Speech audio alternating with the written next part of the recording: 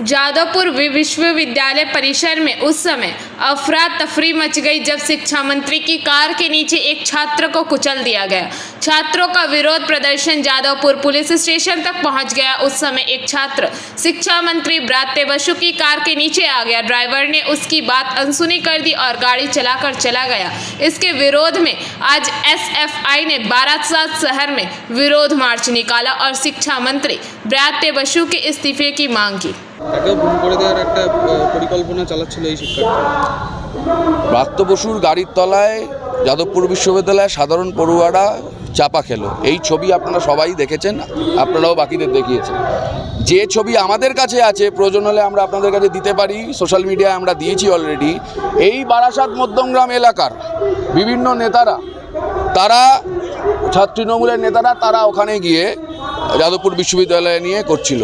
তাহলে ব্রাত্য বসু বহিরাগত বাহিনী নিয়ে গিয়ে নিজের খুনের চেষ্টা নিজে করছিলেন, এটা আমাদের শিক্ষামন্ত্রীর কাছে প্রশ্ন। সুতরাং ওই সমস্ত লোকে বোঝে এই নাটক।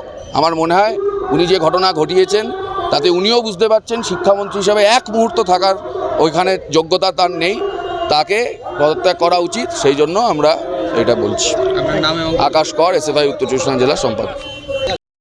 দেখেন, আপনারা সবাই জানেন, আপনাদের মাধ্যমেই সারা রাজ্যের মানুষও জেনেছেন যে গতকাল যাদবপুর বিশ্ববিদ্যালয়ে যে ঘটনা ঘটেছে, পশ্চিমবাংলা কেন পৃথিবীর ইতিহাসে এই ঘটনা হাতে গুনে দু একটা বলা যায়। এর আগে একটা মনে পড়ছে, কৃষক আন্দোলনের সময় বিজেপির নেতা তার ছেলে গাড়ি চালিয়ে দিয়েছিল কৃষক আন্দোলনকারীদের উপর দিয়ে। এর বাদে পশ্চিমবাংলার ইতিহাসে এর তো কোনোদিন কোনো ঘটনা ঘটেনি। ভাবা যায় না যে শিক্ষামন্ত্রীর গাড়ির চাকার তলায় পিষে মরছে শিক্ষার্থী একজন।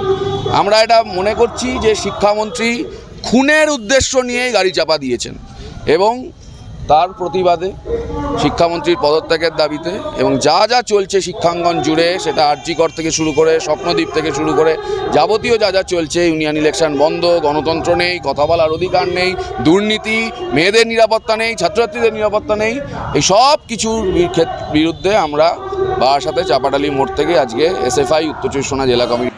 Bureau report, PVTV news.